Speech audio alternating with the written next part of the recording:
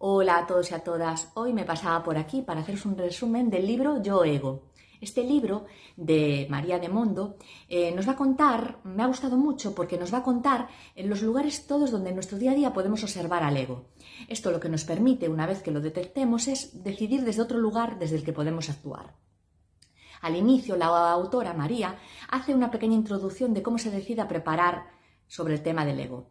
Dice que a los 24 años tiene una crisis existencial y se da cuenta de que realmente no es feliz y tras darle varias vueltas llega a la conclusión de que para sentirse ella feliz debería sentirse en paz y bien con su vida y con ella misma. Entonces empieza en ese momento un camino de autoconocimiento y crecimiento personal a través de estudiar, leer y analizarse. Llega a la conclusión realmente de que el motivo de su infelicidad es que está totalmente desconectada de su verdadero ser.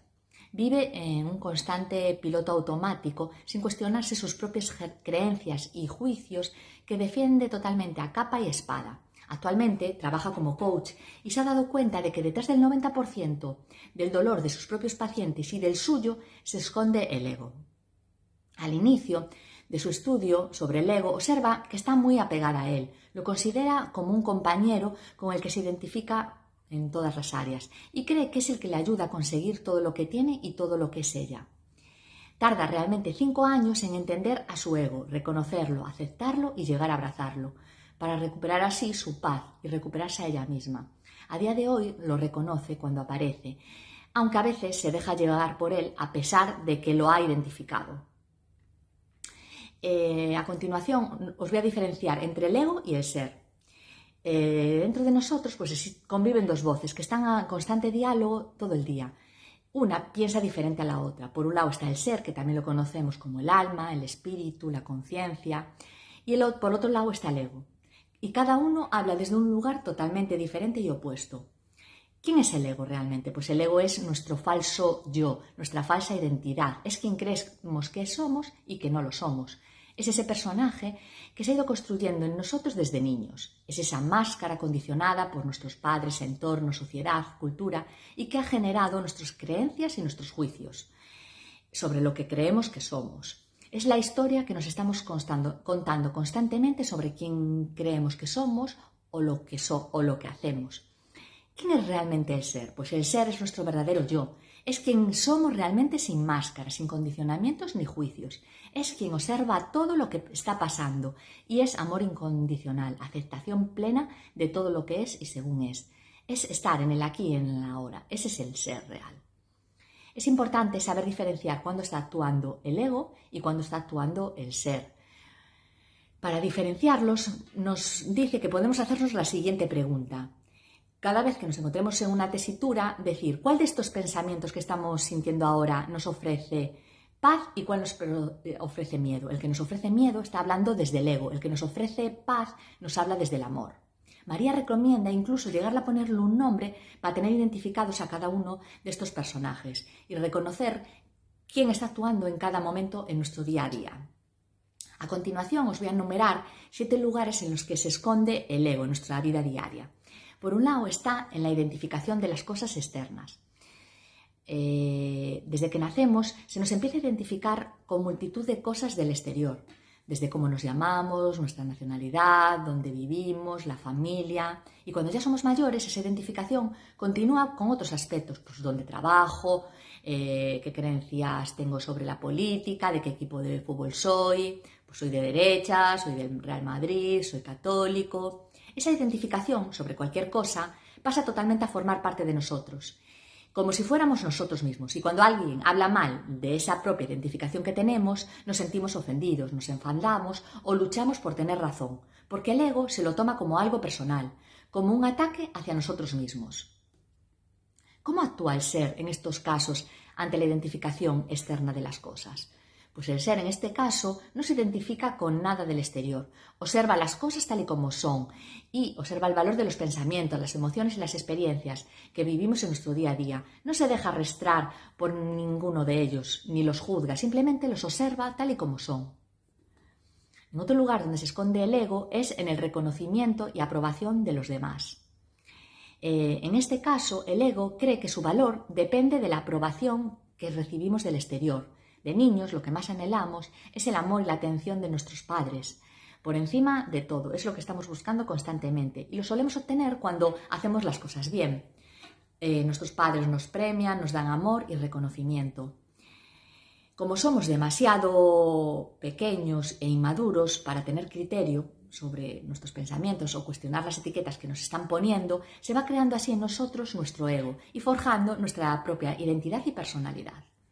Cuando ya somos adultos, según hemos estado aprendiendo, continuamos buscando ese reconocimiento en el exterior a través de amigos, profesores, jefes, pareja. Esto hace que cuando no recibimos esa aprobación, ese reconocimiento o sentimos rechazo o desvalorización, el ego se vea afectado y sufra. En estos casos, la valía que el ego nos da depende de la opinión del exterior, de los demás. En estos casos, el ser, ante el reconocimiento y aprobación de los demás, actúa de la siguiente manera. Realmente no necesita nada de reconocimiento, ni siquiera el nuestro propio. Vive totalmente desde la aceptación más profunda, libre de juicios, y sabe que todo y todos somos perfectos tal y como somos. Otro lugar en el que se esconde el ego es en el propio miedo. El ego necesita tener todo bajo control, porque tiene miedo de desaparecer. Se siente seguro con lo que ha aprendido, con lo que conoce y con aquello con lo que se identifica, sin darnos cuenta realmente de que esto lo que nos proporciona es limitación sobre nuestra propia libertad. Realmente el miedo es el motor del ego y la zona de confort es el hogar donde habita el ego, porque ahí tiene todo bajo su control, en lo conocido, aunque a veces que eso que parece conocido es más bien una zona de disconfort, porque aunque estamos a gusto, inicialmente nos lo parece y seguimos permaneciendo ahí, es solo porque nos da seguridad. Esto es muy típico en relaciones de pareja o en los propios trabajos. La mayoría de nuestros miedos solo están en nuestra propia cabeza, no son opciones reales ni verdaderas, no son un riesgo. Por eso, realmente María aquí nos recomienda enfrentarnos a esos miedos, aunque sea muy poquito a poco, progresivamente y con pequeños avances, de manera controlada. En estos casos, ante el miedo, ¿el ser cómo actúa? Pues realmente el ser no tiene miedo, es el ego el que vive en el miedo. El ser vive totalmente en el amor. En el ser no hay nada que temer, porque todo es perfecto tal y como es, acepta todo. El ser es libre y fluye. El ego también se esconde en los juicios sobre las opiniones que vamos teniendo sobre todo cómo deberían ser las cosas. Son las gafas con las que vemos el mundo, a las personas y que se ha ido construyendo nosotros a partir de la educación y opiniones de nuestros padres y todas las personas que nos rodearon. Juzgamos lo que está bien y lo que está mal, que es mejor y que es peor. Estamos siempre viviendo en total dualidad. Los juicios de valor son uno de los recursos favoritos del ego, pero esa verdad está basada en nuestras creencias, no es una realidad absoluta. Por lo que es importante recordar, cuando hablamos, que lo hacemos desde nuestro punto de vista y pueden existir otros puntos de vista y otras maneras de interpretar la misma situación.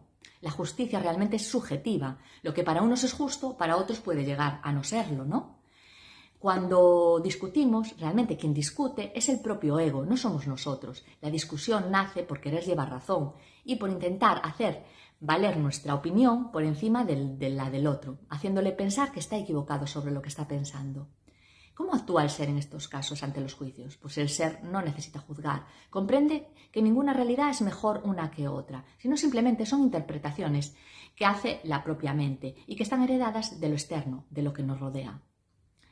El ego también se esconde en lo que hacemos y en lo que tenemos. Cuando nos identificamos con lo que hacemos, ponemos toda nuestra valía en los actos, como si tuviéramos que demostrar quiénes somos.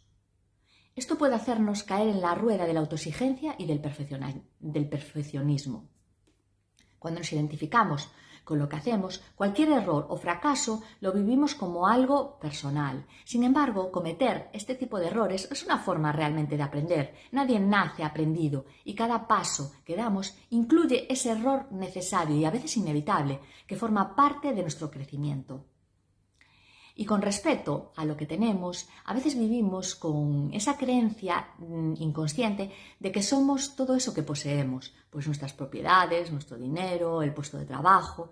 Pasamos la vida esperando ser felices cuando consigamos tener esa casa deseada, ese coche, ese aumento de sueldo, pero realmente cuando lo conseguimos queremos más. Y cuanto más tenemos, menos felices y libres somos o nos sentimos. El ego siempre tiene necesidad de algo.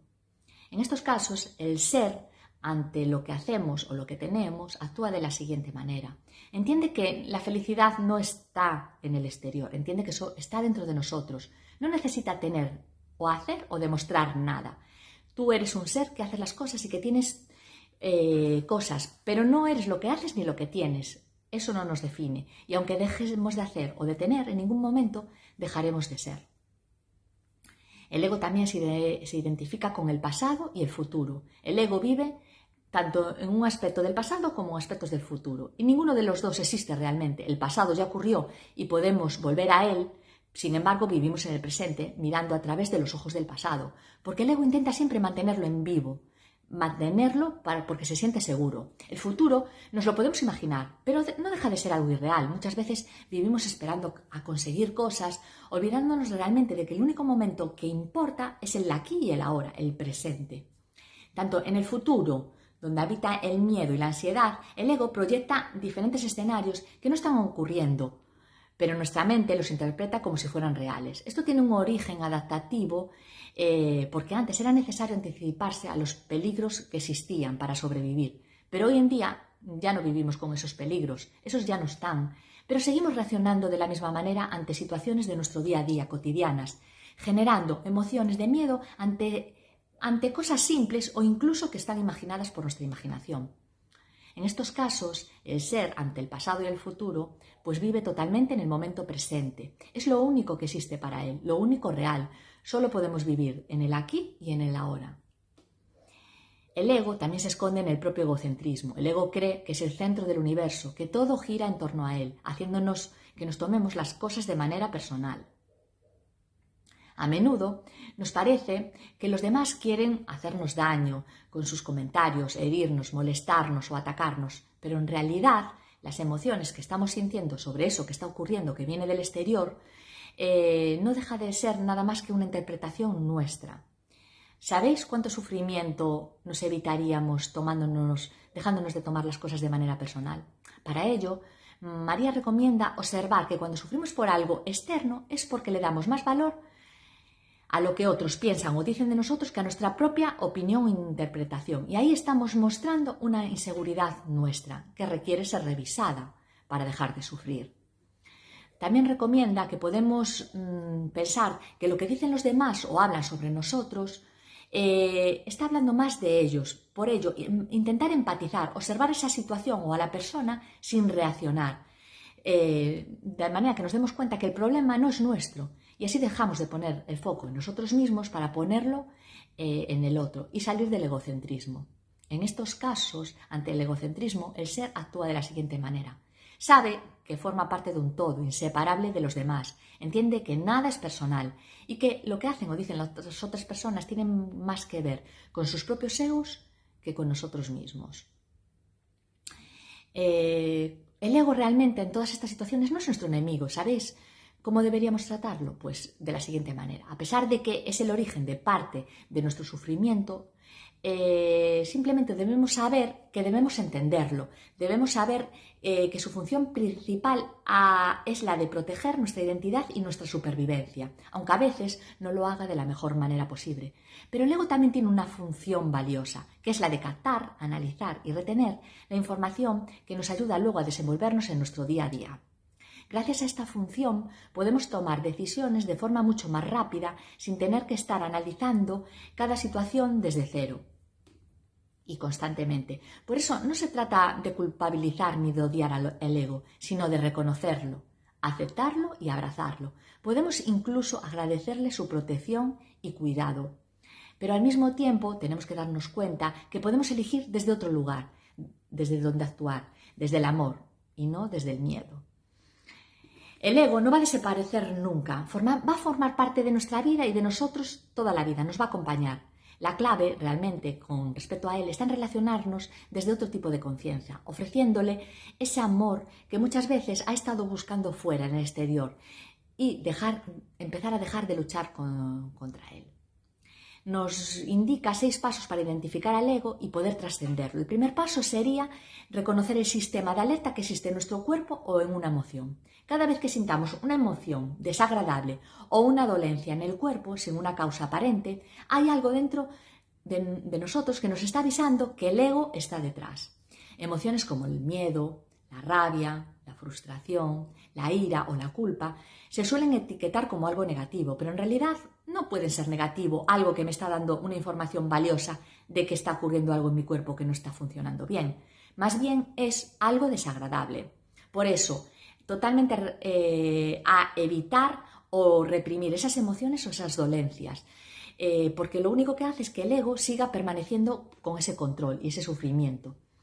Por eso, en esos momentos lo que se recomienda es parar, apartarse a un lugar tranquilo y empezar a respirar de forma consciente. La respiración va a calmar nuestra mente y nos va a permitir volver a tomar el control del ego. Desde ahí vamos a empezar a hacernos una serie de preguntas para intentar identificar dónde se localiza. ¿Qué estoy sintiendo en mi cuerpo? ¿Dónde noto esa emoción o esa dolencia física? ¿Qué está intentando decirme esa parte de mi cuerpo? Escuchar sin juzgar es el primer paso para trascender el ego. El segundo paso sería identificar los hechos objetivos que acaban de ocurrir en una situación. Sería describir esa situación con total objetividad, centrándonos únicamente en los hechos tal y como ocurrieron, sin añadir nada de juicios ni interpretaciones personales de ese tema. Para ellos podemos hacernos la siguiente pregunta, que sería: ¿cuál ha sido el hecho concreto que me ha producido ese malestar, esa emoción, esa dolencia? Este paso es clave para separar la realidad de la interpretación que hace el ego. El tercer paso sería la identificación a través de nuestros propios juicios e interpretaciones que hemos hecho sobre esa situación. La interpretación o el juicio es algo automático que surge en nosotros y que hace el ego sobre algo que ha ocurrido y que nos genera sufrimiento. Aquí lo importante es identificarlo. Recordar, no sufrimos por lo que pasa, sino por lo que nos contamos acerca de las cosas que pasan. Para tomar conciencia de ello, podemos hacernos la siguiente pregunta, que sería: ¿cómo he interpretado esa situación, esos hechos? Este paso nos va a permitir ver con más claridad la diferencia entre la realidad que hemos relatado en el segundo paso y la interpretación que estamos haciendo sobre esa situación que nos produce ese dolor, esa molestia. En el cuarto paso vamos a identificar el ego. El ego puede estar buscando en ese momento validación, control, reconocimientos, se siente juzgado, rechazado, fracasado. Por eso la clave es llevar la atención a ese punto y observar qué hay realmente detrás de lo que estamos sintiendo. ¿Qué nos quiere decir el ego? En estos casos la pregunta sería: ¿qué quiere el ego detrás de esta interpretación? ¿Qué necesita? Este ejercicio ayuda a desenmascararlo y a tomar conciencia de lo que realmente está en juego. El quinto paso sería sacar a nuestro ser a la luz. Este paso consiste en conectar únicamente con el ser y podemos hacerlo reinterpretando la situación desde el amor, la compasión y la paciencia, que es desde ahí desde donde vive el ser. No negamos lo ocurrido, pero elegimos verlo desde otra perspectiva más consciente, que con otras gafas, que no me produzca sufrimiento. Para ello podemos hacernos la siguiente pregunta: ¿cómo podría interpretar esa situación de una manera diferente desde el amor? Este paso nos va a permitir dejar de reaccionar desde el ego y empezar a responder desde nuestro ser. El sexto y último paso sería actuar. Este paso consiste en pasar a la acción, haciéndonos responsable de lo que ha estado ocurriendo y de lo que está en nuestra mano. Actuar a veces no es obligatorio, pero sí es una opción consciente que nos va a ayudar a recuperar nuestra paz interior. La pregunta en estos casos va a ser: ¿qué está en mi mano hacer ahora para sentir más la paz en mí? Y desde ahí la acción deja de ser una reacción impulsiva y se convierte en una elección. A partir de ahora vamos a hablar sobre los conectores del ser. ¿Cómo vamos a poder conectar nuestro día a día con el ser? Pues María nos recomienda hacerlo de diferentes maneras. Por ejemplo, podemos hacerlo a través de la meditación o mindfulness. Ambos, tanto la meditación como el mindfulness, son conceptos que hacen una referencia a la atención plena. El mindfulness consiste en estar presente en lo que hacemos en nuestro día a día, en diferentes momentos, como puede ser caminar, leer, cocinar. La meditación, en cambio, consiste en practicar esa quietud de manera sentada o acostada, centrando ahí la atención en algo más concreto, como puede ser la respiración o el propio cuerpo. Al principio es verdad que nos puede resultar un poco difícil, pero la práctica nos ayudará a conectar con ese centro y a tomar las riendas de la vida en esos momentos. Otro conector de ser puede ser la naturaleza. La naturaleza nos conecta realmente con nosotros mismos. Es sabiduría en estado puro y una gran maestra. Nos enseña a parar, a escuchar y a tener paciencia. En ella todo tiene su tiempo y su lugar. Nosotros también somos naturaleza, aunque a veces lo olvidemos. Volvemos a ella porque dentro, como con ella, están nuestras raíces. Otra manera de conectar con nuestro ser es la creatividad. De niños somos una fuente ilimitada de creatividad. Creamos, imaginamos, jugamos, disfrutamos, sin límites. La creatividad nos ayuda a reconectar con ese niño interior y a detener tanto ruido mental que tenemos en nuestro día a día. Se puede expresar de diferentes maneras, a través de la pintura, la escritura, las manualidades, y practicarla también es practicar una manera de mindfulness. Otro conector del ser puede ser la actividad física, que nos permite innumerables beneficios en nuestro día a día, tanto para el cuerpo como para la mente. Va a liberar dopamina y serotonina, que van a mejorar el estado de ánimo, vamos a sentir el estrés reducido, favorecer la oxigenación del cuerpo y la circulación. Mover el cuerpo es una forma de conectar con nosotros mismos. Y otro conector de ser va a ser nuestro niño interior. De pequeños somos vulnerables y no hace falta vivir grandes traumas para sentir dolor, creando de esta manera capas que nos van alejando de nuestra verdadera esencia del ser. Pero dentro de nosotros sigue existiendo ese niño que necesita ser visto, escuchado, amado y atendido. Pero la mayoría de las veces, a veces en lugar de darle ese amor que necesitamos, le damos exigencia, dureza o abandono. No lo tenemos reconocido e identificado. Por eso es importante volver a reconectar con él, volver a cuidarlo, a ofrecerle compasión, a darle ese amor que necesita. Los niños son nuestros grandes maestros y son una gran conexión del ser que está constante en nosotros. Para concluir, María nos dice que todos podemos cambiar sin duda. El cambio es posible, pero llevamos muchos años siendo de esta determinada manera y transformar eso pues requiere un entrenamiento constante y diario. A veces no nos va a resultar fácil ni rápido, pero realmente es un cambio que merece totalmente la pena. Poner en práctica todo lo que hemos estado aprendiendo hasta aquí nos permitirá experimentar cambios en nuestra vida y también en nosotros mismos. Habrá momentos mágicos en nuestra vida y otros que nos van a resultar difíciles, momentos en los que todo resulta muy fluido y otros que se harán más cuesta arriba. No siempre podremos con todo, ni siempre seremos nuestra mejor versión. Y está bien como es las cosas. El desarrollo personal al final no deja de ser un camino que recorreremos durante toda nuestra vida. Y reconocer al ego nos va a permitir empezar a recuperar nuestro poder personal. Habrá momentos en los que lo necesitemos o nos dejamos llevar por él a pesar de que sabemos que está ahí. Pero no pasa nada. Al final no dejamos de ser humanos perfectamente imperfectos. Somos seres espirituales viviendo una experiencia terrenal. Y para concluir, me gustaría contaros un poco qué me ha parecido a mí este libro. Pues para mí ha supuesto entender dónde se encuentra el ego en diferentes aspectos de mi día a día, de mi personalidad.